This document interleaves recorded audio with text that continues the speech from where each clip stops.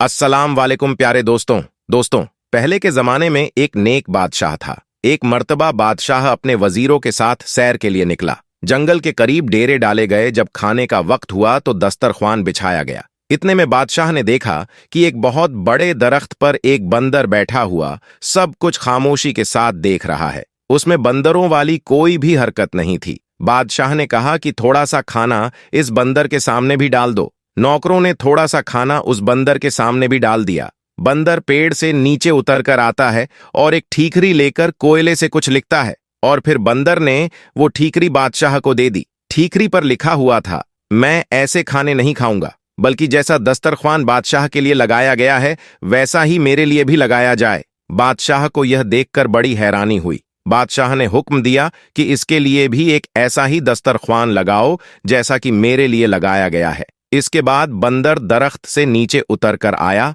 और खाना खाकर फिर से दरख्त के ऊपर चढ़ गया। अचानक आसमान पर काले रंग के बादल छा गए। नौकरों ने जल्दी जल्दी सारा सामान समेटा। बादशाह ने नौकरों से कहा, एक टाट का टुकड़ा बंदर के सामने रख दो, कहीं वह भीग ना जाए। नौकरों ने टाट का टुकड़ा बंदर के पास लाकर रख दिया। बंदर ने फिर कुछ ठीकरी पर लिखा और बादशाह को दे दिया। उस पर लिखा हुआ था, जैसा खेमा बादशाह के लिए लगाया गया है वैसा खेमा मेरे लिए भी लगाया जाए, तब मैं आऊंगा। बादशाह के कहने पर वैसा ही खेमा बंदर के लिए भी लगाया गया। बादशाह बंदर के अंदर दिलचस्पी लेने लगा और उसके लिए भी अपने जैसी सवारी तैयार करवाई।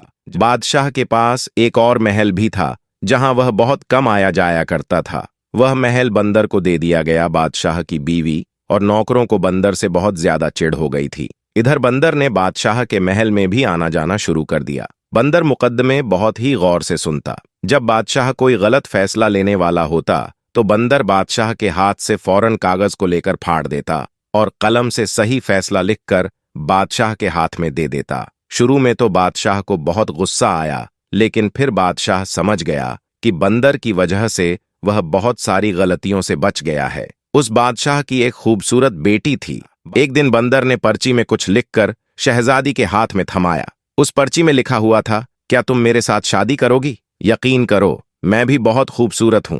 बादशाह तो यह पढ़कर हक्का बक्का रह गया कि अपनी फूल जैसी शहजादी की शादी इस बंदर से यह तो कभी भी नहीं हो सकता। बादशाह ने कहा कि ऐसा तो मेरी जिंदगी में कभी हो ही नहीं सकता। बंदर ने लपक कर बादशाह की कमर से तलवार निकाली और दूसरे हाथ से लिखा, अगर ऐसा आपकी जिंदगी में नहीं हो सकता तो मरने के लिए तैयार हो जाइए। वह कुछ नसीहतें करने के लिए अपनी बेटी के पास गया कि बेटी, कल को अगर मुझे कुछ हो जाए तो तुम्हें अपनी माँ को कैसे देखना है और सल्तनत को कैसे संभालना है। शहजादी ने आंखों में आंसू भरकर कहा, अब्बा जान, ये आप कैसी बातें कर रहे हैं? अल्लाह ताला आपकी उम्र में बरकत अता करें। बादशाह ने कहा, मेरी बेटी, वह बंदर मेरे भी पीछे पड़ गया है और मुझसे कहता है कि मैं उसकी शादी तुमसे कर दूं, वरना वह मुझे जान से मार देगा। लेकिन यह तो नामुमकिन है। मैं तुम्हारी शादी उससे भला कैसे कर सकता हूं? तुम्हारी मां ने उसके कत्ल के कई बार मंसूबे किए, लेकिन वह हमेशा नाकाम रही। वह बंदर आज भी जिंदा फिरता है। बादशाह कहने लगा कि मैं जाकर बंदर को साफ साफ बता देता हूं कि मैं तुम्हारी शादी अपनी बेटी के साथ कभी भी नहीं कर सकता। उसके बाद शायद वह मुझे मार दे। तुम अपनी मां के साथ तहखाना में जाकर छुप जाना और उस वक्त तक बाहर न निकलना जब तक कि वह बंदर यहां से चला ना जाए। शहजादी ने कहा कि अब्बा, आपकी जान इतनी बेकार तो नहीं है। आप मेरे वालिद ही नहीं, इस सल्तनत के बादशाह भी हैं। आप जाकर बंदर से मेरे रिश्ते के लिए हाँ कर दीजिए। आखिरकार शहजादी ने जैसे तैसे अपने बाप को मना ही लिया। बादशाह ने बंदर को अपनी रजामंदी बताई और बंदर ने कहा, आप शादी की तैयारी शुरू करें। मल्लिका को जब यह बात मालूम हुई, उसने सारा महल अपने सर पर उठा लिया। निकाह वाले दिन बादशाह ने मल्लिका को एक कमरे में बंद कर दिया और शहजादी का निकाह उस बंदर के साथ करवा दिया। शहजादी रुखसत होकर बंदर के महल में चली गई। अगले दिन जब शहजादी महल वापस आई तो बहुत ही ज्यादा खुश थी। मल्लिका ने जब यह देखा तो हैरान रह गई। मल्लिका बोली, बेटी, तुम उस बंदर के साथ इतनी खुश हो? शहजादी बोली, हाँ, मैं बहुत खुश हूं। शहजादी दिन में अपने बाप के महल में रहती और रात के वक्त वह बंदर के पास उसके महल में चली जाती है। एक बार रात के वक्त मल्लिका ने नौकरानियों वाला लिबास पहना और बंदर के महल में चली गई। शहजादी के कमरे का दरवाजा बंद था। मल्लिका ने दोनों की बातें सुननी शुरू की। अंदर से किसी मर्द के बोलने की आवाज आ रही थी। मल्लिका ने ताले की सुराख से अंदर झांका तो देखा कि शहजादी एक बहुत ही खूबसूरत नौजवान के साथ बैठी हुई है। वह शहजादी के साथ हंस हंसकर बातें कर रहा है। यह देखकर मल्लिका हैरान रह गई और सोचने लगी, अच्छा तो यह बात है, तभी तो मैं कहूं कि मेरी बेटी भला इस बंदर के साथ इतना ज्यादा खुश कैसे रह सकती है। अब मल्लिका वहां से पलटकर जाने लगी। उसकी एक तरफ बंदर की खाल पड़ी हुई नजर आई। मल्लिका सोचने लगी, इतनी मोटी खाल बंदरों वाली ये अपने ऊपर पहनकर भला क्यों रखता है और बंदर बना क्यों फिरता है। अगर मैं इस खाल को जला दूं तो फिर यह कभी भी बंदर नहीं बनेगा। यह सोचकर वह बंदर की खाल उठाकर अपने महल में ले आती है और उस खाल को आग लगा देती है। इधर मल्लिका ने बंदर की खाल को आग लगाई, उधर शहजादे को जलन महसूस होने लगी। शहजाद बचाओ बचाओ करके गायब हो गया। हैरान शहजादी अपने वालिद के महल में वापस आती है तो देखती है उसकी वालिदा ने बंदर की खाल को आग लगा दी थी। शहजादी ने जल्दी जल्दी से वह आग बुझाई।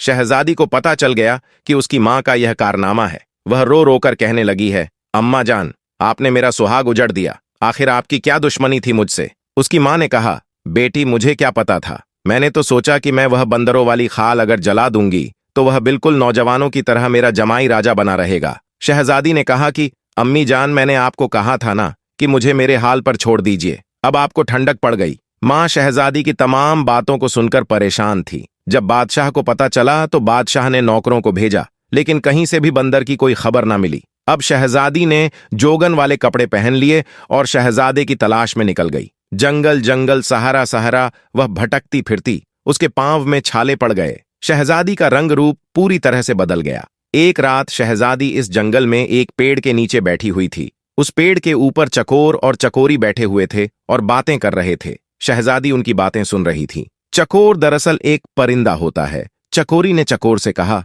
क्या बात है चकोरे, तू इतना परेशान क्यों है। चकोरे ने कहा, क्या बताऊं, यहां से यूरोप की तरफ एक शहजादा है, मैं उसके लिए बहुत परेशान हूं। उसके सारे जिस्म पर बड़े बड़े आंवले पड़े हुए हैं, वह सो भी नहीं सकता। सारे तबीब और हकीम उसका इलाज कर करके हार गए हैं, कोई भी उसका इलाज नहीं कर पा रहा है। चकोरी ने पूछा, शहजादे की हालत कैसे हुई। चकोरे ने कहा, किसी जालिम ने शहजादे को जलाकर मारने की कोशिश की थी। शहजादे की जान तो बच गई, लेकिन उसका सारा जिस्म जल गया है। चकोरी ने कहा, चकोरे, क्या हमारे शहजादे के दुख का कोई इलाज नहीं है। चकोरे ने कहा है, अगर कोई हमारी बीठे इकट्ठी कर ले और उन्हें संदल के साथ घिसकर 40 दिन तक रोजाना सुबह शाम शहजादे को लगाए तो शहजादे के सारे जख्म भर जाएंगे। शहजादी समझ गई कि यह मेरे शहजादे के बारे में बात हो रही है। वो दोनों तो सुबह उड़ गए। शहजादी ने उनकी सारी बीठे इकट्ठा की और एक तबीब के भेष में वह यूरोप की तरफ चल पड़ी। वहां से कुछ ही मील की दूरी पर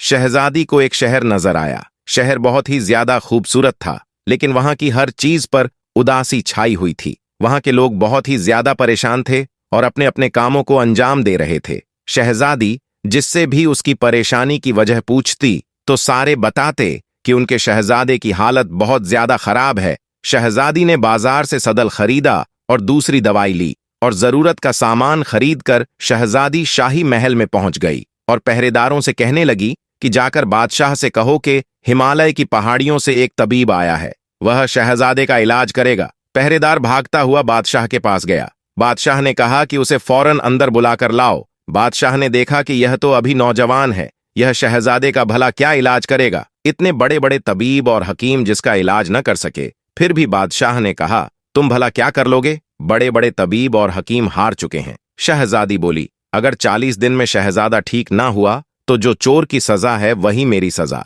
ये सुनकर बादशाह ने खुशी से हां कर दिया और शहजादी ने कहा कि मुझे शहजादे के साथ वाला कमरा चाहिए ताकि मैं दिन रात शहजादे की देखभाल कर सकूं। बादशाह के हुक्म पर शहजादी को शहजादे के साथ वाला कमरा दे दिया गया। शहजादी ने इलाज शुरू कर दिया और महीने भर ही में शहजादा पूरी तरह से ठीक हो गया, लेकिन जख्म अभी थोड़े थोड़े कच्चे थे। जैसे ही चकोरी और चकोरा ने 40 दिन की बात की थी, इसी तरह शहजादी शहजादे की खिदमत करती रही और बादशाह ने उसे बहुत भारी इनामत देने की तैयारी कर रखी थी और शहजादा उस तबीब का दिल से शुक्रगुजार था। लेकिन हुआ यह कि 40वें दिन शहजादी ने शहजादे के जिस्म पर वह लेप किया और वहां से निकल गई और अपने महल की तरफ लौट आई। शहजादी ने वहां से आने से पहले शहजादे की अंगूठी जरूर उससे मांग ली थी और शहजादे की अंगूठी अपने साथ लेकर वह अपने वालिद के महल पर वापस आ गई। इधर शहजादे को यह मालूम नहीं था कि तबीब चला गया है। महल में शहजादे की सेहत याबी की तैयारी बहुत जोर जोर से हो रही थी, लेकिन तबीब का दूर दूर तक कोई भी अता पता न था। शहजादा बहुत परेशान था और बादशाह भी हैरान था कि कैसा तबीब था, वह कैसा हकीम था जो बगैर एक पैसे का तकाजा किए हुए खामोशी के साथ यहां से चला गया। शहजादा जब मुकम्मल तौर पर ठीक हो गया तो उसको अपनी नई नवेली दुल्हन की याद आई। एक दिन वह अपने वालिद से इजाजत लेकर शिकार के बहाने से निकाला और सीधा अपने ससुराल चला गया। उसने शाही लिबास पहन रखा था, उसके साथ फौज का एक शाही दस्ता भी था। नौकरों ने उसे बड़े ही एहतराम के साथ महल में बिठाया और बादशाह को खबर दी। बादशाह बेटी के गम में वक्त से पहले ही बूढ़ा हो चुका था। शहजादे ने बड़े ही अदब से बादशाह को सलाम पेश किया। बादशाह ने कहा, बेटा तुम कौन हो, कहां से आए हो? शहजादे, मालूम देते हो, लेकिन मैं तुम्हें नहीं जानता हूं और मैंने तो इससे पहले तुम्हें कभी देखा भी नहीं है। शहजादे ने कहा, ए मेरी मोहसिन, आप भले ही मुझे नहीं जानते, लेकिन मैं आपको कभी भी नहीं भूल सकता हूं। मैं तो आपको बहुत अच्छी तरह से जानता हूं। दरअसल मैं वही बंदर हूं जिसको आपने अपनी बराबरी का दर्जा दिया था, अपने महल में रखा, खिलाया पिलाया और अपनी बेटी के साथ मेरी शादी कर दी थी। बादशाह ने खुशी से और हैरत से पूछा कि बेटा यह कैसे मुमकिन है? शहजादे ने कहा कि आपको मैं अपनी कहानी बाद में बताऊंगा, पहले बताइए कि मेरी दुल्हन कहाँ है? बादशाह ने कहा, बेटा वह तुम्हारे जाने के बाद इस महल में अकेले रहती है। शहजादा वहां खुशी से भागा, महल के अंदर गया। शहजादी गम की तस्वीर बनी बैठी थी, फूलों सा चेहरा मुरझाया हुआ था। शहजादे को अपने सामने देखकर शहजादी को यकीन ही नहीं आया। शहजादे ने कहा, हाँ शहजादी, तुम्हारी मोहब्बत मुझे यहाँ खींचकर लाई है। तुम्हारी माँ ने तो मुझे मारने में कोई कसर नहीं छोड़ी थी। मेरा सारा जिस्म बड़े बड़े आंवलों से भर गया था, मेरी बचने की तो कोई उम्मीद ना थी। शहजादी ने कहा, फिर तुम भला ठीक कैसे हुए? शहजादे ने उसे बताया। शहजादी ने कहा, अच्छा, फिर तो आपने उसे हकीम को बहुत माला माल कर दिया होगा। शहजादे ने कहा, नहीं, हैरत की बात यह है कि उसने हमसे कुछ भी ना लिया सिवाय मेरी एक अंगूठी के, और वह चुपचाप वहां से चला गया। शहजादी ने उसे अंगूठी दिखाते हुए पूछा, क्या यही आपकी अंगूठी है? शहजादे ने कहा, हाँ, लेकिन यह तुम्हारे पास कैसी आई? शहजादी ने कहा, क्योंकि तबीब कोई और नहीं बल्कि मैं ही थी। फिर शहजादी ने उसे पूरी कहानी सुनाई। शहजादी ने कहा, मेरी माँ भी आपकी दुश्मन नहीं थी। जब मेरी माँ ने आपको इंसान बना हुआ देखा तो उसने बंदर की खाल को जला दिया। ना ये खाल होगी ना आप दोबारा बंदर बनेंगे। शहजादी बोली, गलती आपकी भी है कि आपने मुझे कभी भी बंदर बनने की वजह बताई ही नहीं, वरना मैं उसे खाल को अपनी जान से ज्यादा हिफाजत के साथ रखती। शहजादे ने कहा, दरअसल मुझे यह सारी बातें बताने का कभी मौका ही नहीं मिला। तकरीबन 1 साल पहले की बात थे। मैं शिकार करने के लिए निकला और मेरे साथ नौकर भी थे। जंगल में मुझे एक हिरण नजर आया। मैंने उस पर तीर चलाया। वह हिरण मेरी आंखों से ओझल हो गया। मैं उस हिरण की तलाश में निकला। मैं इतना आगे निकल गया कि मेरे साथ जो लोग थे वह सब के सब पीछे रह गए। मैं अपने साथियों से बिछड़ चुका था। मैंने देखा कि सहरा के पास एक बुजुर्ग बैठे हुए थे। उनके करीब एक 10-12 साल का बच्चा भी बैठा हुआ था। वह बुजुर्ग गुरु रहे थे। उसे बच्चों की टांग से खून बह रहा था। वह बुजुर्ग रोकर उस शख्स को बद्दुआ देते जा रहे थे जिसने उस बच्चे की टांग पर तीर मारा था। मुझे देखकर बुजुर्ग ने गुस्से से कहा, तुम इंसान हो या बंदर हो, तमीज तो तुम्हें छूकर भी नहीं गुजरी है। बस ये उनके कहने की देर थी। मैं फौरन इंसान से बंदर की शक्ल में तब्दील हो गया। अब जंगल जंगल भड़कता फिरेगा, तुझे कहीं भी ठिकाना नहीं मिलेगा। उनके बद्दुआ से और अपनी हालत से मैं इतना परेशान हुआ, मैंने उनके पांव पकड़ लिए, रो रो कर उनसे माफी मांगने लगा। मेरी उस हालत को देखकर उस बच्चे को मुझ पर तरस आ गया। उसने अपने दादा से कहा कि दादा जान, जब इंसान अपनी गलती को मान ले तो उसे माफ कर देना चाहिए। हमें चाहिए कि हम इसे माफ कर दें। लड़के ने जब बहुत ज्यादा इसरार किया तो बुजुर्ग ने कहा कि देख, इससे सीख, तूने इसके साथ क्या किया और यह तेरी भलाई मांग रहा है। खैर, मैं अपनी बद्दुआ तो वापस नहीं ले सकता, लेकिन इसे कम कर सकता हूं। साल भर तू बंदर ही रहेगा। जब कोई लड़की तुझे हमदर्दी करते हुए शादी के लिए तैयार हो जाएगी तब तू अपनी असली हालत में वापस लौट आएगा। अगर 1 साल से पहले तेरी शादी हो गई, सिर्फ अपनी बीवी के सामने ही तू इंसान की शक्ल में आ सकेगा। मजबूर होकर मैं वहां से आ गया। मैं वापस अपने महल भी नहीं जा सकता था और मेरा कोई और ठिकाना भी नहीं था। 6 महीना तक मैं जंगल में यूं ही भटकता रहा कि उसके बाद मेरी मुलाकात तुम्हारी वालिद के साथ जंगल में हो गई, जो मुझे वहां से अपने साथ महल में लेकर आ गए। फिर बादशाह ने तुम्हारी शादी मुझसे करवा दी और आगे की सारी बातें तो तुम अच्छी तरह से जानती हो। शहजादे की यह बात खत्म ही नहीं हुई थी। यह मल्लिका और बादशाह ने सारी गुफ्तगू सुन ली। फिर मल्लिका ने शहजादे से माफी मांगी और शहजादे ने मल्लिका को माफ कर दिया। बादशाह ने कहा, हमारा कोई बेटा नहीं है बेटा,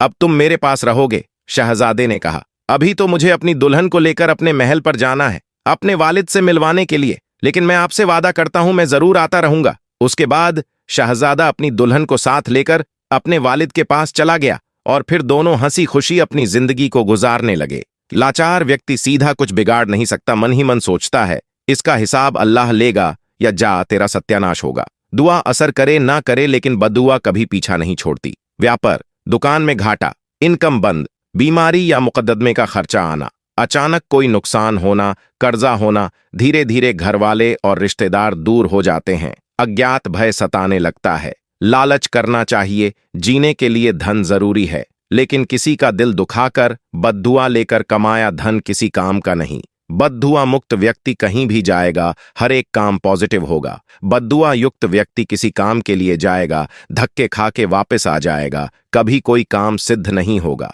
बहुत से लोग अपने या दूसरों के बारे में बुरा सोचते हैं। गुस्सा आने पर कुछ लोग अपने घर के परिवार या दोस्तों के बारे में गलत बोलते रहते हैं, वो कभी कभी सच भी हो जाता है। ऐसे व्यक्ति अपना नुकसान भी कर लेते हैं। सभी के अंदर बहुत सी सोई हुई शक्तियां हैं जो किसी खास समय में जागती हैं। आशीर्वाद और शाप को दुआ एवं बद्दुआ भी कहते हैं। यदि आपने किसी गरीब, भिखारी, अबला या बच्चे का दिल दुखाया है तो उसके दिल से आपके लिए जो बद्दुआ निकलेगी उससे आपको कोई नहीं बचा सकता। याद रखें कि एक बद्दुआ 50 दुआ को खत्म कर देता है। बद्दुआ लगी है, इसकी पहचान कैसे करें? एक साबुत लाल मिर्च लीजिए, उसे चूल्हे या गैस पर जलाइए। यदि तीखी गंध घर में फैलती है तो बद्दुआ नहीं लगी है। यदि कोई फर्क नहीं पड़ता, किसी प्रकार की गंध नहीं फैलती, इसका मतलब बद्दुआ लगी हुई है। क्या माँ बाप की बद्दुआ लगती है? बिल्कुल नहीं, माँ बाप की बद्दुआ कभी लग ही नहीं सकती, क्योंकि दुआ या बद्दुआ तब अपना असर दिखाती है